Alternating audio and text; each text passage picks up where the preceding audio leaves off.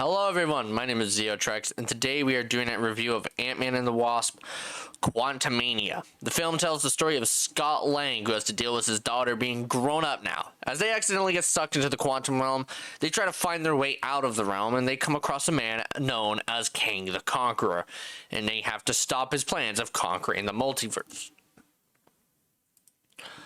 So, this movie is a mixed bag.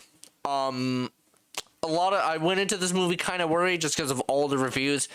I don't think it deserves the reviews it's been getting. I don't think it deserves to be at the spot it's at right now, but I think it's I just think it's all right.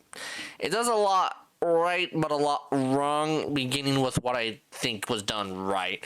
And I'd say the world building was pretty cool. I like seeing all the stuff in the quantum realm, such as like the different tribes, the different worlds, different people like Bill Murray. That was a surprise. I forgot to mention him in the script. And I think the quantum realm itself looks pretty cool. The visual backgrounds and CGI are pretty good. I think they succeeded there. One major problem though, the green screen. The quantum realm itself looks great. They don't look good in it. I'll discuss that when we get there because the examples I'm going to use are spoilers, so yeah. The acting is also pretty good. Jonathan Majors is the highlight. Kang is a beast in this movie. And I'd say he would beat Thanos. I'll talk more about Kang when we get to spoilers. And I think Scott's relationship with Cassie works as well. But that moves into the biggest issue is pacing and clutter. There's a lot in this movie, and it's hard to juggle around with all these different ideas that the movie eventually forgets about some of them, and you don't really feel it. Like, there's this tribe introduced earlier in the movie when they first get into the quantum realm that is kind of just dropped. We focus on that for a bit, and then we focus on the other story for like 2 minutes, and then we go back to that, and then we go back to the other story for like a good chunk of the movie, and then we flip-flop between different stories and whatnot. And I don't think that was handled very well.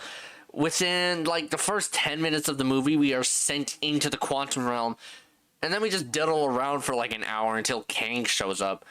The movie's humor also undermines a lot of moments, especially the death of a character, which we will get to in spoilers. Let's just say it's like how Sif died in Thor: Love and Thunder. I think some characters were just also wasted. Hank and Wasp do nothing in this movie. Wasp just kind of stands around, punches, shrinks, flies around. That's what she does. And then Hank drives drives a ship. That's all he does. He pilots a ship, and then, that I wish he did a bit more. This is supposed to be like, pretty sure this is supposed to be like capping off the trilogy, unless Ant-Man 4 has been like talked about, right? The CGI again is cool. I actually do think that MODOK looks good for what they did with him.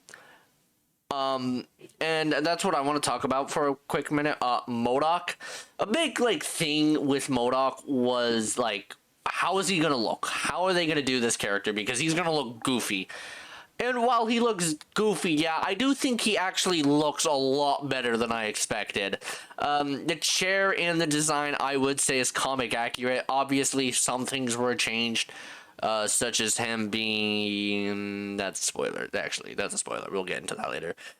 And, again, I think the movie visually is beautiful, but the green screen work is just shit. The scene that was released where Scott teaches Cassie how to jump tap is so bad.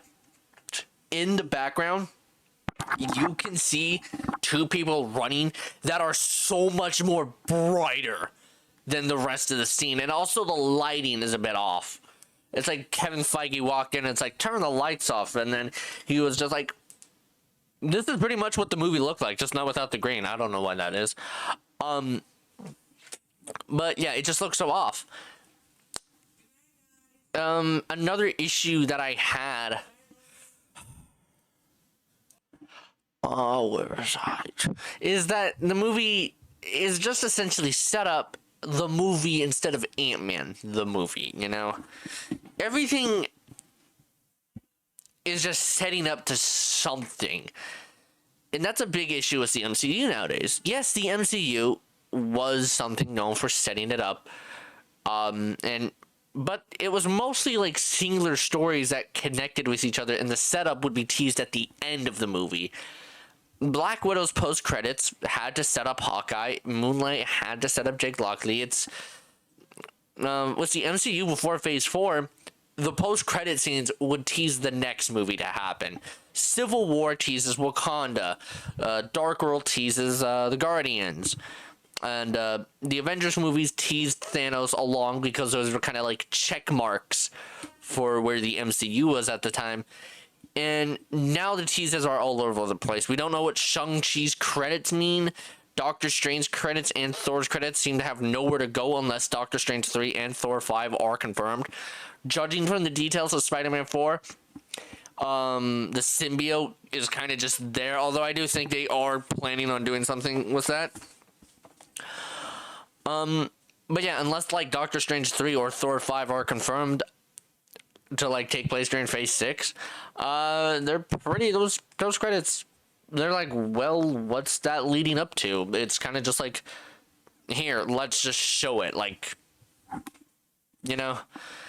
Ant-Man and the Wasp: Quantumania is an alright start to Phase 5. I don't think it deserves to be the second worst rated film on Rotten Tomatoes, but it's just alright. It does a lot right, but it does a lot wrong. I'm gonna give it a C+. Not putting the thing up, I keep forgetting to set it up. Look at all that. Spoilers. Let's get into spoilers. My biggest issue with this movie was MODOK. I personally think MODOK's design works, and him being Darren Cross is alright. I'm fine with that change. The direction they just took him with was just bad. He does nothing. He kind of just floats around, shoots people, attacks. He doesn't have much of a story. And again, he just attacks people and does whatever. His ending is stupid.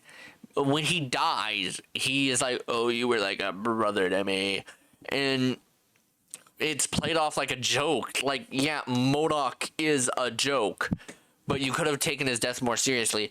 Also, the whole you were my brother thing, bullshit, man. Yellow Jacket literally tried to kill Cassie and literally wanted Scott dead, so that was stupid. Wasp and Hank caught nothing to do. Your name is in the movie. And going back to the point of bad CGI, there's this scene where Scott has a bunch of Ant-Men near me, and the green screen is just so bad. Another major issue I had was it was so exposition heavy. Kang's first big introduction is like a 10-minute scene explaining of who he is and how he's there. And then Hank goes on for 3 minutes explaining the ants. But again, Kang is an absolute beast. He's still the best part of this movie, and I think he is a worthy villain of being the next big bad.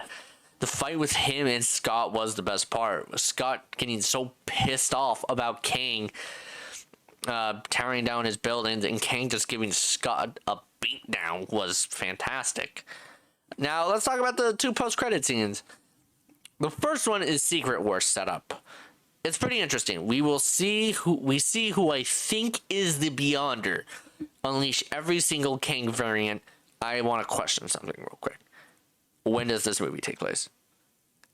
Because if it's before Loki, how is Kang here?